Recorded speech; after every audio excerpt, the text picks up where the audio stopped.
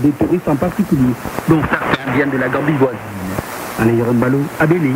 Oui, puisque la Gambie n'est qu'à quelques kilomètres d'Abéné. À Béné, où il est 6h et bientôt 43 minutes. Merci d'écouter Radio France Internationale. La suite d'Afrique Matin, c'est tout de suite. C'est 6h43 sur Universel. Afrique Matin sur RFI.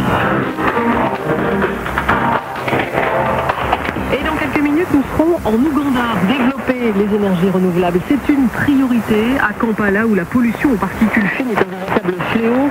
Charlotte Cosset nous parlera du projet Sunref qui va justement dans ce sens pour faire un dossier d'Afrique Économie. Mais d'abord, l'invité. À l'heure du bilan de 2017 en Afrique, avec au moins 3 pays à l'affiche, la Gambie, l'Angola et le Zimbabwe. Dans ces 3 pays, le chef d'État a quitté la scène politique de gré ou de force. Et puis il y en a d'autres qui sont secoués par de sérieuses crises politiques, comme le Togo. Kofi Amyan est franco-togolais. Il a été tour à tour membre d'un gouvernement en France et candidat à la présidentielle au Togo. En 2013, il publiait Afrique, introuvable démocratie aux éditions Dialogue. Il est l'invité de Christophe Bobouvier. Kofi Amyan, bonjour. Bonjour. Alors, 3 autocrates sont tombés. En Gambie, Yahya Jammeh. En Angola, José Eduardo dos Santos. Au Zimbabwe, Robert Mugabe. Qu'est-ce que cela vous inspire? Je trouve que c'est une bonne nouvelle parce que la démocratie ne peut pas se faire s'il n'y a pas d'alternance. Alors, ils sont partis, mais José Eduardo dos Santos a quitté la scène volontairement.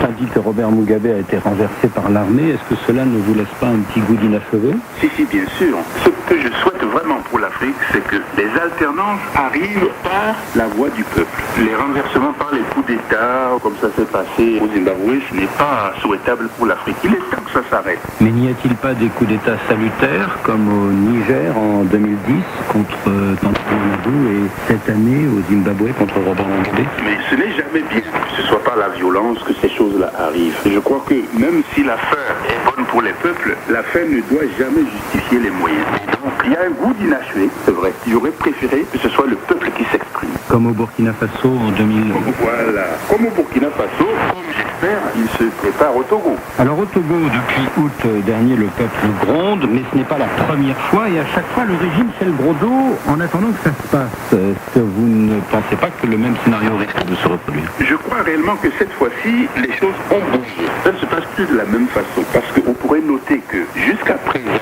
c'est Lomé qui bougeait. Et le Togo est instrumentalisé par cette affaire de régionalisme, le nord contre le sud. Alors, quand les manifestants sortent à Lomé, le pouvoir qui est issu du nord dit c'est les VV qui veulent le pouvoir, qui nous poussent, il ne faut pas accepter. Et les gens du nord, plus ou moins, bon an mal an, tenaient avec. Avec le régime. Avec le régime. Aujourd'hui, ce n'est plus le cas. Les manifestations ont lieu à Sinkassé, à Dapaon, à Mango, à Kanté, à Kara, à Baza, à Kouka, à Sokoté.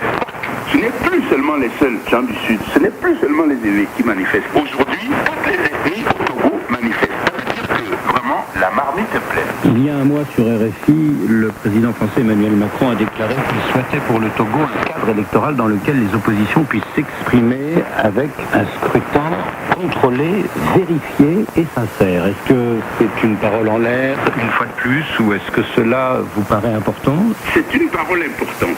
Et je crois que les opposants togolais avec qui je suis en relation quotidienne ont compris que les choses peuvent changer. Que la France n'est plus ce qu'elle était complètement. Mais ils attendent des actes maintenant. Parce que ce que j'ai demandé au président, c'est de dire la France ne peut pas continuer à faire comme si le Togo est une tache noire dans le sein de la francophonie. Il y a juste une semaine, c'était le 21 décembre à l'Assemblée générale de l'ONU à New York, le Togo est le seul pays du continent africain qui s'est rangé explicitement aux côtés des États-Unis et de Donald Trump en faveur de la reconnaissance de Jérusalem comme capitale d'Israël. Qu'est-ce que cela vous inspire? Eh bien, déjà, la décision de Donald Trump est une décision de guerre. Parce que là, il veut le chaos, il ne veut apporter aucune solution pacifique au Moyen-Orient entre Israël et la Palestine. Mais ce qui m'étonne le plus, c'est que le Togo ait pu emboîter le pas d'un tel facho. Je ne comprends pas. Je ne sais pas ce qui leur a été promis pour qu'ils en soient là. Il aurait pu au moins,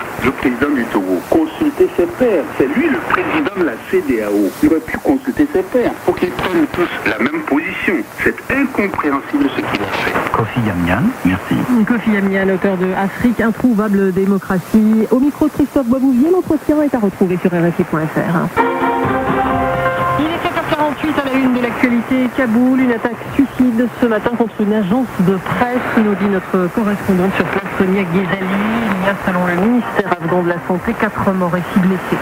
L'arrestation en Syrie de l'un des cadres des djihadistes français, Thomas Bardouin, il était recherché depuis son départ en 2014. Il a été arrêté par les forces kurdes aux côtés de 2 autres Français. Thomas Bardouin, soupçonné d'être le mentor de Mohamed Merah, l'auteur des